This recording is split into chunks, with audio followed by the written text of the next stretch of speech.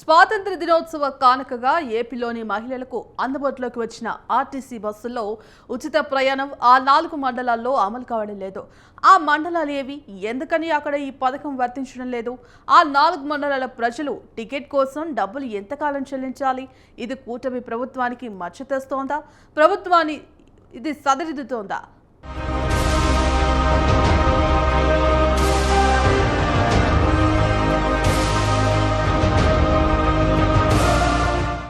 అధికారంలోకి వస్తే మహిళలకు ఆర్టీసీ బస్సుల్లో ఉచిత ప్రయాణం అమలు చేస్తామని ఏపీలో టీడీపీ, బీజేపీ, జనసేన పార్టీల కూటమి ప్రజలకు హామీ ఇచ్చింది. అధికారంలోకి వచ్చిన ఏడాది తర్వాత మొత్తం మీద స్వాతంత్ర్య దినోత్సవం సందర్భంగా ఈ పథకానికి ఆంధ్రప్రదేశ్ ప్రభుత్వం శ్రీకారం చుట్టింది.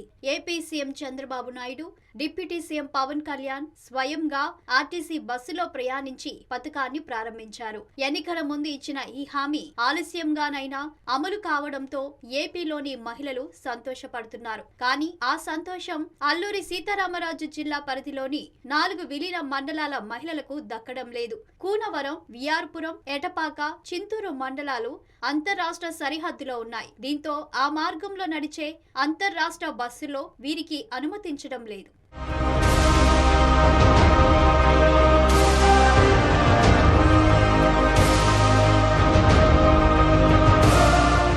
కర్ణాటక, తెలంగాణ రాష్ట్రాల్లో కాంగ్రెస్ పార్టీ అధికారంలోకి రావడానికి దోహదం చేసిన ఈ పథకాన్ని తాము కూడా అమలు చేస్తామని హామీ ఇచ్చిన కూటమి ప్రభుత్వం ఇచ్చిన మాట నిలబెట్టుకునే క్రమంలో స్వాతంత్ర్య దినోత్సవ కానుకగా పథకాన్ని ప్రవేశపెట్టింది. కానీ అంతరాష్ట్ర బస్సుల్లో మహిళలకు ఉచిత ప్రయాణం అమలు కాదనే మెలికి పెట్టింది ఏపీ ప్రభుత్వం. దీంతో అల్లూరి సీతారామరాజు జిల్లాలోని కూనవరం, విఆర్పురం, ఎటపాక, చింతూరు మండలాల మహిళలకు నిరాశే ఎదురవుతోంది. నిజానికి ఈ 4 మండలాలకు వచ్చే ఆర్టీసీ బస్సులు తెలంగాణలోని భద్రాచలం వరకు రాకపోకలు సాగిస్తున్నాయి. దీంతో వీటిని ఏపీ ఆర్టీసీ అధికారులు అంతరాష్ట్ర సర్వీసులుగా చూపుతున్నారు. అంతరాష్ట్ర సర్వీసుల్లో ప్రభుత్వ నిబంధనల ప్రకారం మహిళలకు ఉచిత ప్రయాణం అమలుకు వీలు లేదు. కాబట్టి తాము వారిని అనుమతించడం లేదని చెబుతున్నారు.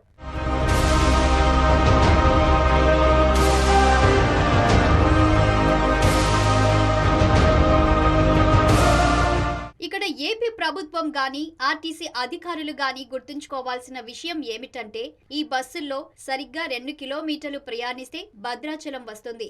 మిగతా ప్రయాణమంతా ఏపీలోనే సాగుతుంది. 2 కిలోమీటర్లు తెలంగాణలో ఉన్నందున అంతరాష్ట్ర సర్వీసులుగా చూపడం సరికాదని ఆ 4 మండలాల మహిళలు వాపోతున్నారు. కనీసం ఏపీలోని సరిహద్దు వరకైనా అనుమతించాలని కోరుతున్నారు. గొప్పగా ఏపీలో ప్రారంభించిన మహిళలకు ఆర్టీసీ బస్సుల్లో ఉచిత ప్రయాణం తమ 4 మండలాలకే వర్తించకపోవడంతో వారంతా ఇదేమి విచిత్రమని ప్రశ్నిస్తున్నారు. కూటమి ప్రభుత్వం ప్రతిష్టాత్మకంగా తీసుకొచ్చిన మహిళలకు ఆర్టీసీ బస్సులో ఉచిత ప్రయాణం ఈ 4 మండలాల్లో ఇబ్బంది తెచ్చిపెడుతోంది. రాష్ట్రమంతా అమలు చేయడం వేరు, 4 మండలాల్లో అమలు చేయకపోవడం వేరు.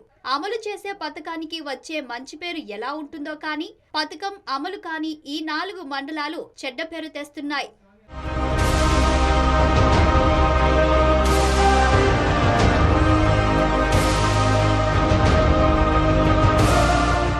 నిజానికి తెలంగాణలో ఏ ఆర్టీసీ బస్సు కూడా అంతరాష్ట్ర సర్వీస్ అని బోర్డు పెట్టి కనిపించదు. మహిళలకు ఉచిత పథకం వర్తిస్తుందా లేదా అనేది ఆర్టీసీ సిబ్బంది బస్సు వద్దకు వచ్చిన మహిళలకు చెబుతారు. కానీ అందుకు భిన్నంగా ఏపీలోని అల్లూరి సీతారామరాజు జిల్లాలో ఉన్న ఈ 4 విలీన మండలాల గుండా రాకపోకలు సాగిస్తున్న ఆర్టీసీ బస్సులకు మాత్రం అధికారులు స్పష్టంగా అంతరాష్ట్ర సర్వీస్ అనే బోర్డులు తగిలించారు.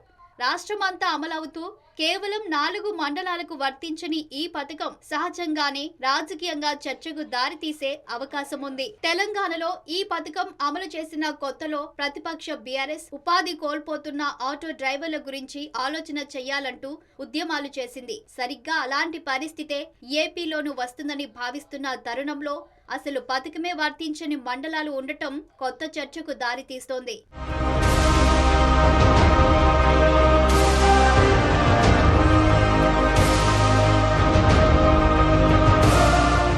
ఈ 4 మండలాలేనా ఏపీలో ఈ పథకం వర్తించని మండలాలు ఇంకేమైనా ఉన్నాయో తెలుసుకునే పనిలో పడింది ప్రతిపక్షం.